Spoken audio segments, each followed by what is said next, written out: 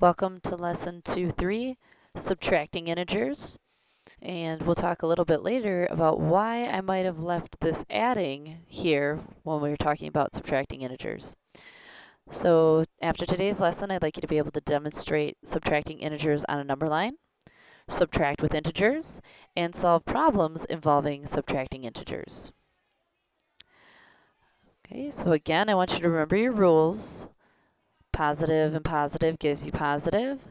Negative plus negative gives you negative. And a negative plus a positive means you take the sign of the bigger absolute, of the number with the bigger absolute value.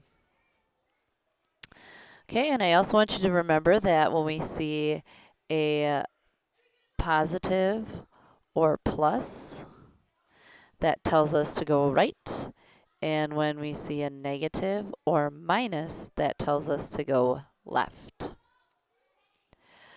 All right, so when we take a look at this problem, we have a -3. So that tells me to go left 3 spaces. So I'm going to start at 0 and go left to 3 spaces. Then I know that the minus sign tells me to go left, and I have nothing to change the direction of my sign, so I need to go left 1 more space. So I know then that -3 minus 1 is a -4. Okay, so this might be kind of confusing, but when you look at it, think of it logically. -3, so if you lost $3 and then you lost another dollar, you've lost $4 total. -2 minus 7, start going left 2 spaces. And then from there, I know I need to continue going left. And now I go left 7 spaces. So 1, 2, 3, 4, 5, 6, 7. So I end up at -9. So -2 minus 7 equals -9. We will come back to how these work and to see if we find any patterns with this, but for right now we're showing how do you demonstrate this on the number line and how does this work. So as long as you know, so we're pretty good at knowing that, you know, to go -2 you have to go left 2 spaces, and then subtract tells us to continue to go left that many spaces. So now here we have a -7, so I have to start at the -7, so I start going 7 spaces to the left. And then I know that the negative sign tells me to go left, but then this negative sign undoes that negative sign, so I have to go right.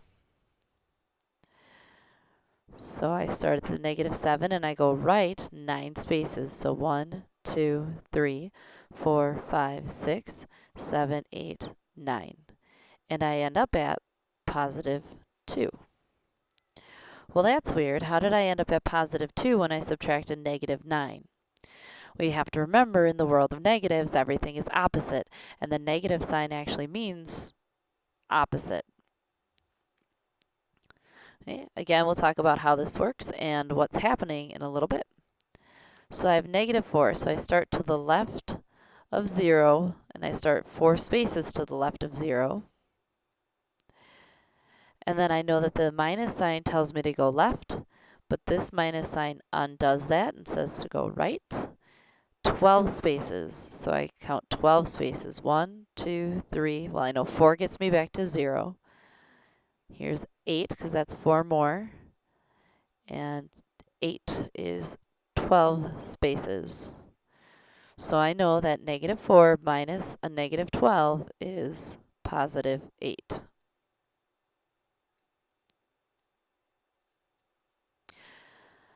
All right, so how does this work when you're subtracting a negative number? It makes sense when we have a -2 minus 7. Yeah, sure, it makes sense that it should give me -9. But what about those crazy problems where we have a negative minus a negative? Well, again, let's go back to the integer game example where you take the cards in your hand and you add together their values. And we have to remember that drawing a card is like adding, And discarding a card is like subtracting. So here I know my current value is 5 plus 5 is, or 5 plus negative 5 is 0, plus negative 4 is negative 4, plus 8 is 4. So my starting value is 4. Well, what if I discard the negative 4? What happens then? So we get rid of it. We don't have it in our hand anymore. Well, if you look at and just add these together right now, because we don't have the negative 4 anymore, my value was at 4, and now it's at 0 plus 8 is 8. So my starting value was 4. After I discarded the negative 4, my new value was 8.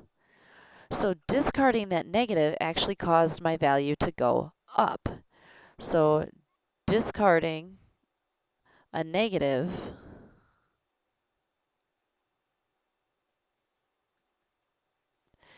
increased my score.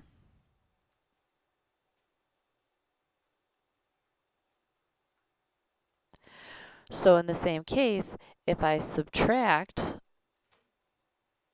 a negative, because it's the same thing, it should increase my value.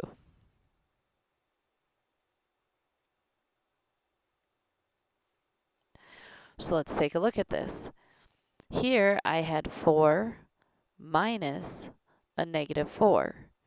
We know that if we take a number line and start at 0 and go backwards or left to 4, that then I have to go,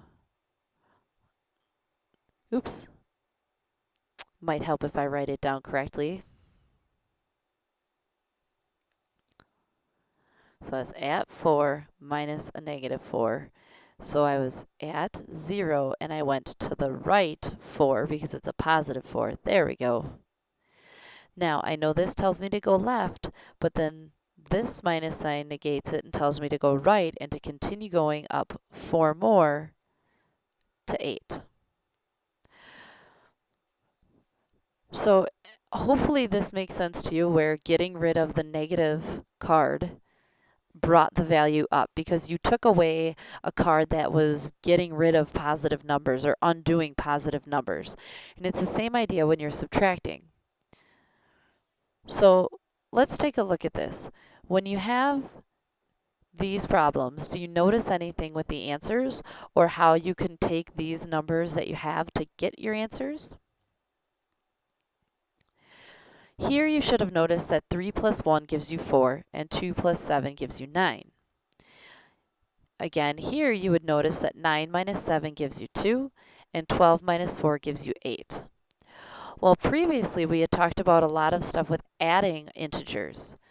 So when we're subtracting negative numbers, it's not appropriate to think that we're going to have a number line with us all the time and to do this thing where we count and go to the left 7 and then to the right 9. No, that's just not going to happen. So what we do is we take subtraction problems and we turn them into addition problems. So for example, instead of having negative 3 minus 1, you can change it to addition because you know that the opposite, so you have to keep the negative 3 the same because that's where you start, but then you can take the opposite of subtraction, which is addition, but then you have to take the opposite of 1, and that's negative 1. And we know a negative plus a negative gives you a negative. And when the signs are the same, we just add. Okay, again, I can start with a negative 2. And I have to take the opposite of subtraction, which is addition.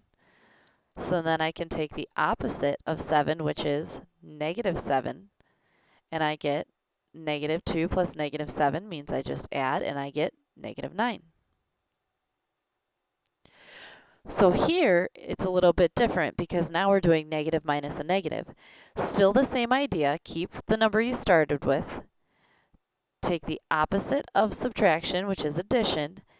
Now I'm taking the opposite of negative 9, which is positive 9.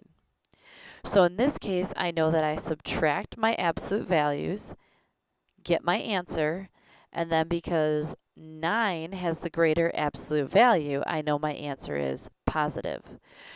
So what we're ending up doing here is with subtraction, we turn it into addition and use our addition rules. I still want you to understand that by getting rid of a negative, you're increasing your value. And the reason you're increasing your value is because you're taking away that piece that undoes the positive numbers.